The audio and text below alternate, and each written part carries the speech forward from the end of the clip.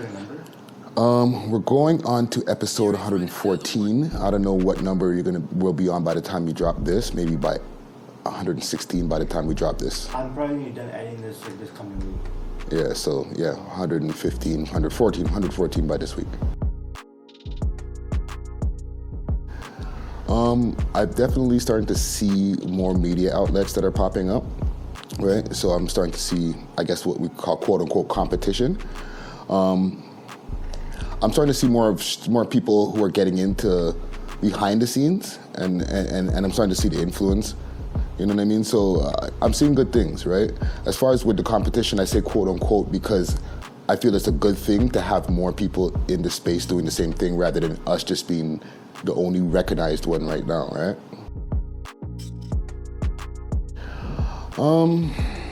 I've always been creating in some kind of capacity. Like I've been rapping from a long time ago. Once again, it's on. I'm the motherfucking marathon voice sex trapper, mega city street. You know, helping to bring the visions for my music videos and stuff like that, like as far as bringing ideas to the directors and stuff.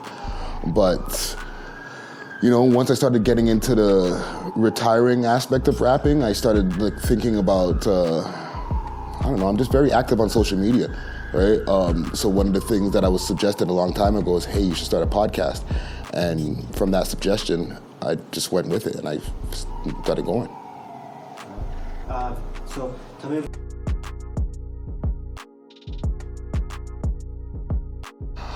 Well, I always look at the market or I just look at the scene, what is the scene missing?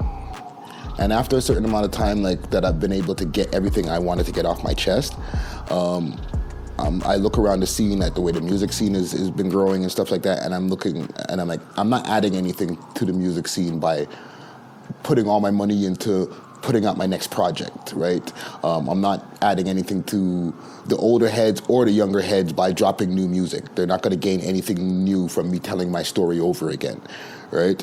And at the same time, I looked at the return on investment that I was making, right? It's something that I'd like to do artistically, but if I'm putting money into something that I do artistically and I'm not getting a return on my investment, I figure it's something that it's not smart to do anymore. So I decided to stop. And it's the podcast, really, to be honest. All right, because when I first started, and everything I said before is true, but also with the podcast, when I started getting really deep into that and the amount of work that it takes to really make that go off and for people to keep on getting constant content over to the people, I started losing interest in putting the amount of time that it takes into making a song and going to the studio and putting through a whole campaign to let everybody know about it, right?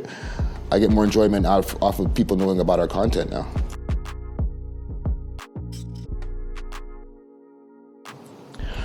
I still feel like we're still trying to get it off the ground. The biggest struggle that I feel that we went through is the loss of our first YouTube channel. I started the YouTube channel back in 2012 as a rapper, right? Just using it for my post of music videos, and I evolved into making other content. Like I used to make content like a show called What Do You Think? Last question. This one is a little bit edgier. Have you ever been sent a dick pic? What? Have you ever been sent a dick pic before? Yeah, but I didn't ask for it. No! My eyes are virgin and there will be virgin forever. Prior called Women What Do You Think, where I was just going up to people in the street, asking them relationship questions and stuff like that, and then filming it on my phone. Or I'd pull up to people's shows and film pieces of their shows and then get a little bit behind the scenes interviews with them. I've interviewed rappers like Math Hoffa, like battle rappers like Math Hoffa and Shorty Horror, and I just all that was all up on that channel started to go even higher with the podcast.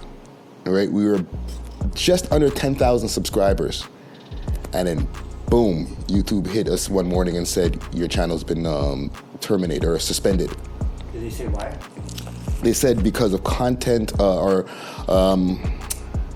what was the term that they used? Violation of not copyright, community guideline violations, right? YouTube over the last year or so has become very strict as far as what their content or what they're willing to monetize and put the advertisers are willing to put their advertisers in front of. And I can understand that some of the videos that I did before the podcast were kind of racy, right? A lot of times when I was just first trying to get the channel off the ground, pre-podcast, I would post a lot of crazy shit, right? I did a lot of song reviews, all types of stuff, just multiple styles of content before I actually found my one voice, all right? So they started coming back and hitting a lot of those videos that were posted prior back in 2015, 2014, 2016, in 2018, and hitting them with strikes.